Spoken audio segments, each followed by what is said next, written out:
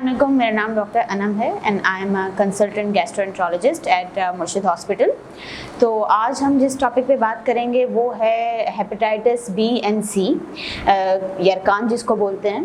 तो बहुत ज़्यादा मरीज़ों में आजकल पाया जा रहा है, हर दूसरा मरीज़ जो आ रहा है वो स्पेशली हेपेटाइटिस सी के साथ आ रहा है।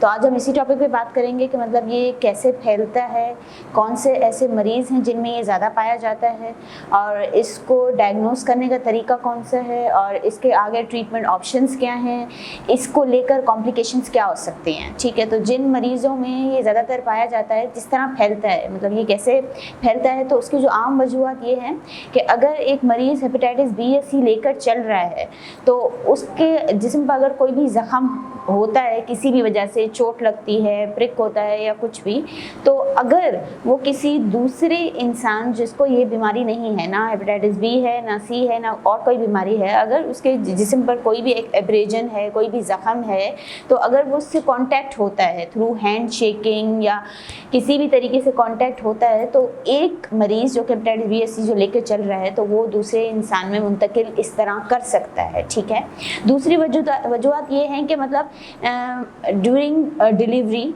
ऑफ बेबी, मतलब माँ से बच्चे में मुंतकिल हो सकता है। स्पेशली हेपेटाइटिस बी जो है वो हमें देखा गया है कि वो माएँ जो हेपेटाइटिस बी लेकर चल रही होती हैं, तो वो जब ड्यूरिंग नॉर्मल डिलीवरी जब बच्चा पैदा हो रहा होता है तो वो उसके ज़रिए भी मुंतकिल हो सकता है। ठीक है, इसके अलावा दूसरी वजूहत ये है कि जो मर्द हजरात जो रेज़र ब्लेड का इस्तेमाल करते हैं वो नया नहीं ख़रीदते हैं। ठीक है, वो क्या करते हैं कि वो यूज्ड जाकर, मतलब वो नया परचेज़ नहीं करते हैं, वही यूज्ड जो एक हेपेटाइटिस सी के मरीज़ पे इस्तेमाल हो रहा होता है या बी के मरीज़ पे इस्तेमाल हो रहा होता है, तो वो आने वाले हर पेशेंट पे इस्तेमाल, मतलब इंसान पे इस्तेमाल हो रहा होता है। तो ये भी एक तरीका है, इससे भी ट्रांसमिशन हो सकती है। तो ये मेरी एक दरख्वास्त है आप सबसे कि जब भी आप शेविंग करें या तो कोशिश करें आप घर में ही वो सारा सामान रखें।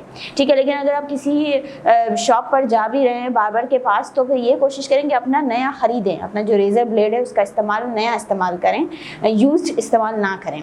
ठीक है, दूसरा तरीका जिससे ये लग सकता है वो ये है कि जब डेंटल प्रोसीजर्स, मतलब अक्सर औकात मर्द हजरात और ख़वातीन जो हैं वो अपने दांतों के चेकअप के सिलसिले में डेंटिस्ट के पास जा रही होती हैं, तो वो जो इंस्ट्रूमेंट यूज़ होते हैं वो बिल्कुल भी स्टरलाइज्ड उस तरीके से नहीं हुए होते हैं और इस्तेमाल करने के बाद में पता चलता है कि भाई एक मरीज़ को हेपेटाइटिस बी या सी लेकर चल रहा है। तो ऐसी कोई प्री रिक्विजिट्स नहीं है कि पहले ही हमें पता हो कि मरीज़ को हेपेटाइटिस बी है, सी है, तो हम पहले ही चेक कर लें और उनके लिए एक प्रॉपर जो अलग एक इंस्ट्रूमेंट्स का सिस्टम होता है वो इस्तेमाल करें या फिर एक प्रॉपर स्टरलाइजेशन करें।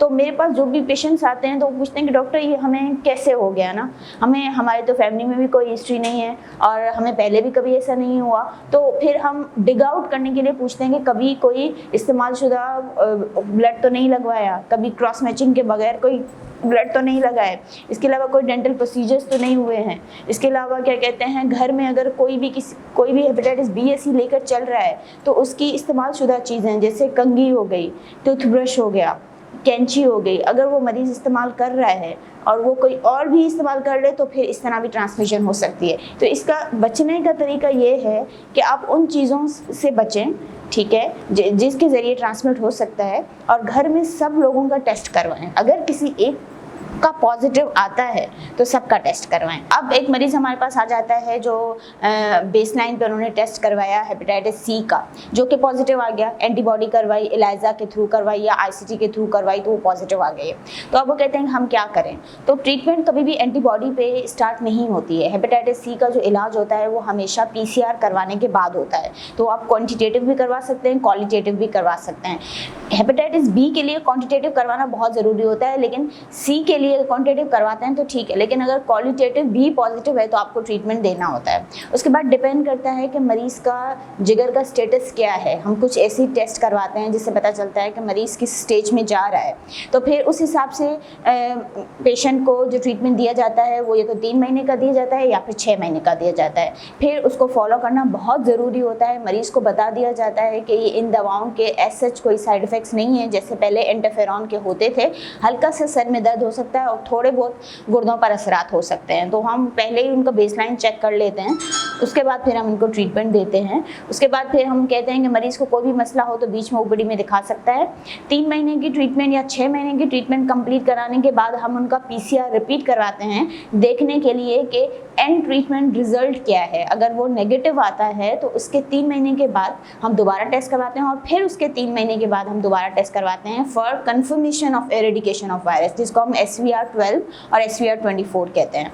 ठीक है, तो बाकी ये है कि अगर कोई मरीज़ हेपेटाइटिस सी लेकर चल रहा है तो उसकी वजह से जिगर पर असरात भी हो सकते हैं, जैसे कॉम्प्लिकेशंस ऑफ हेपेटाइटिस सी, मतलब लिवर डिजीज़ हो सकती हैं, जैसे मरीज़ के पेट में पानी आना शुरू हो जाता है, पाँव पे सोजिश आ जाती है, मरीज़ को बेहोशी उनूदगी हो सकती है, खून की उल्टी, काला पखाना आ सकता है।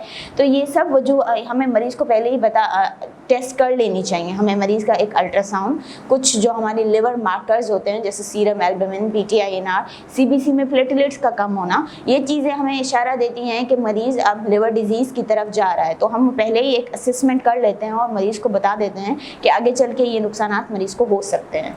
दूसरा, हेपेटाइटिस बी जो है वो भी मतलब इसी ब्लड की मतलब कांटेक्ट के थ्रू ही होता है।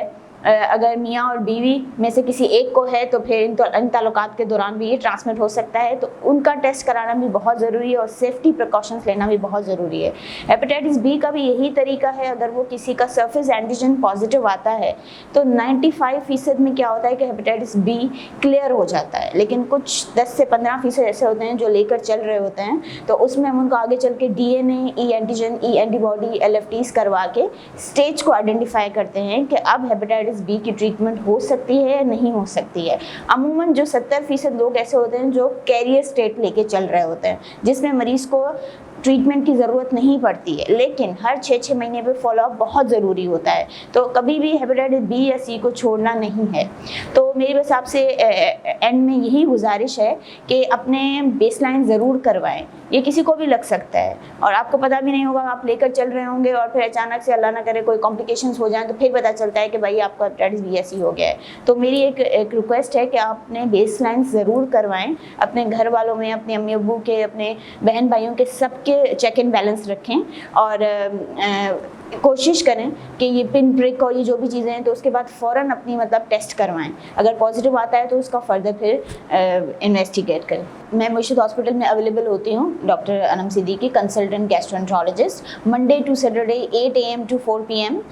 तो यहाँ पर हेपेटाइटिस बी और सी दोनों की ट्रीटमेंट फराहम किया जाती है। ठीक है, सी की ट्रीटमेंट ये है कि आपको फ्री में प्रोवाइड की जाएगी, PCR भी आपका फ्री होगा और इसके अलावा जो ट्रीटमेंट फॉलोअप है वो भी होता रहेगा। तो इसके लिए अगर किसी भी मरीज़ को हेपेटाइटिस बी या सी की शिकायत है तो आप ज़रूर मुर्शिद हॉस्पिटल तशरीफ़ लाएँ और आकर अपना इलाज करवाएं, अपने टेस्ट करवाएं, अपने घर वालों के टेस्ट करवाएं। तो अभी ये टॉपिक मैं यहीं पे ख़त्म करती हूँ। इंशाल्लाह अगली बार किसी नेक्स्ट टॉपिक के साथ फिर हाजिर हूँ।